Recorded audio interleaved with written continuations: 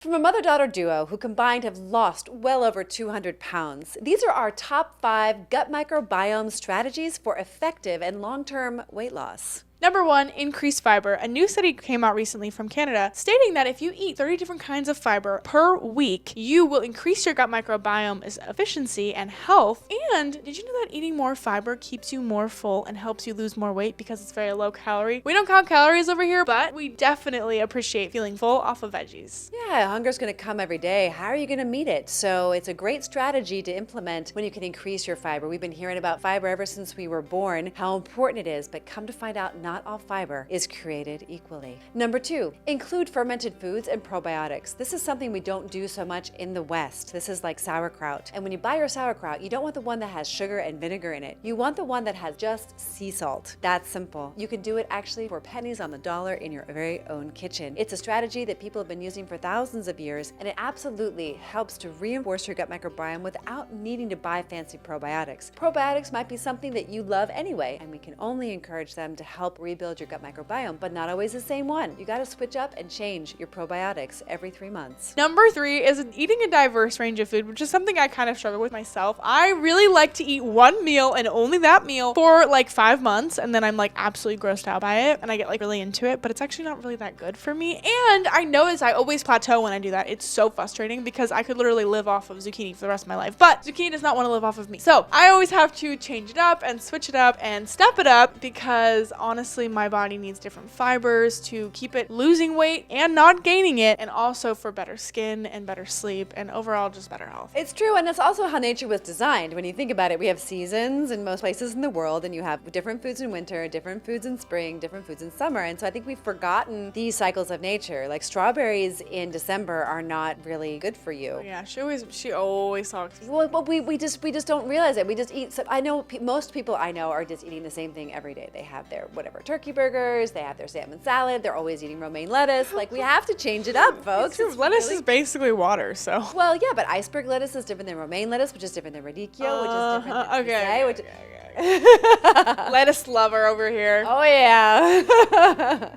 Number 4, eliminate antibiotics, unless of course you need them for a life-threatening illness, and artificial sweeteners. I cannot emphasize enough how harmful artificial sweeteners are for your health, and studies show that your insulin increases anyway, so what's the point? We thought that aspartame and other artificial sweeteners like sucralose and mannose and some of these Splendas and things like that are good for us, but unfortunately they do harm the gut microbiome. And so if you want to help your weight loss process, you want to help your longevity, you want to help your brain and the rebuilding of your gut microbiome, start finding natural substitutions for those artificial sweeteners that you love. Whether you're having them in soda or you're having them in your coffee or tea, think towards stevia perhaps as a step up, or maybe even another one. Some Penelope loves monk fruit. There's Truvia. Monk fruit's great for baking. Stevia is great for coffee. Stevia is great for drinks, I'd say. Stevia is best for drinks. But I recently learned that an endocrinologist named Dr. Robert Lustig really works with sugar and talked about how it impacts the body. And I actually learned that even artificial sweeteners raise our blood sugar, cause a glucose spike, and they're not that great long term. So trying to slowly detox off of cane sugar obviously is a great first step. But even me, I'm trying to lower my stevia intake because it still gives the body a glucose spike. So when you have a glucose spike, what happens is you store fat. And so that's why it's not the best partner in our weight loss, because it doesn't do what we want it to do. But if you're eating cane sugar, just eat stevia and your body will be a lot happier with you. That's our whole process, is that it's just one step. So if you're eating aspartame today, try some stevia tomorrow. It's that simple. Just give it a try and see if you can learn to like it. See if your taste buds will appreciate it after a week or so. I'm not a medical professional, but I know that oftentimes antibiotics are getting prescribed for things that they're not necessarily needed for. We're not in any position to advise you on whether or not you should take antibiotics because we're not medical professionals. But overuse of antibiotics can cause imbalances in your gut microbiome and the microbiota and the different bacteria in your gut microbiome. So you just want to be cautious about when and how much of antibiotics you are consuming. Number 5, managing stress and getting adequate sleep. For weight loss and weight maintenance, getting enough sleep is so important, and managing stress. There were weeks where I was stressed and I gained weight even though I was doing everything right. I actually think a lot of my weight gaining times when I'm doing everything right in my diet is because I'm so stressed all the time. So just take a few deep breaths,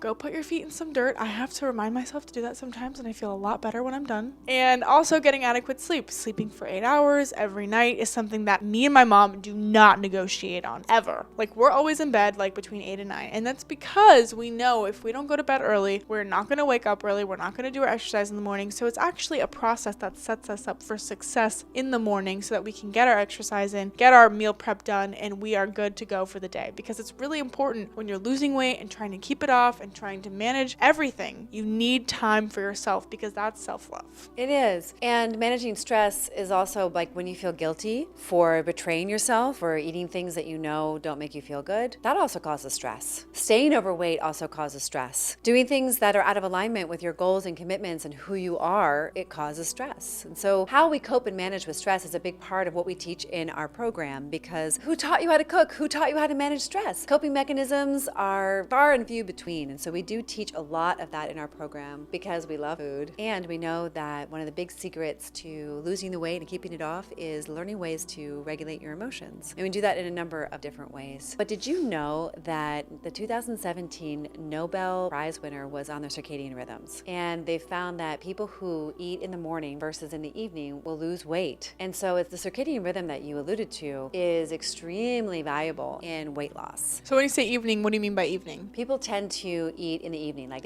how late? like on the couch pride time 8 p.m. Okay, so like if you stop eating by 4, you're good? I would say 6 is more reasonable for most people. 7, if you're pushing it. I'm asking for myself. Yeah. But it's really something to consider. And I get that people are relaxed finally because they've been running all day. But if you can avoid that, it would be a huge benefit. You might even just lose 10 pounds doing that. I would say drinking water too. Like if you can't get it in the morning and you're still feeling a little hungry, sometimes we're just really dehydrated to drink more water. It's true, but if you don't get the nutrients in before 6, you're going to be starving at 8. And I get it. So you've got to eat sometime between 11 and 3. And don't underestimate the power of liquid. Like you can have like protein shakes, a veggie shake, you know what I mean? Like at night you can have a soup for dinner and feel so satisfied. It's so true. That's one of our weight loss hacks for sure. We think we need so much protein and so much food. Yeah. I had soup last night. I was so satiated. I didn't need anything else. And I didn't even have that much. That's because I made it. It's because she made it. Facts.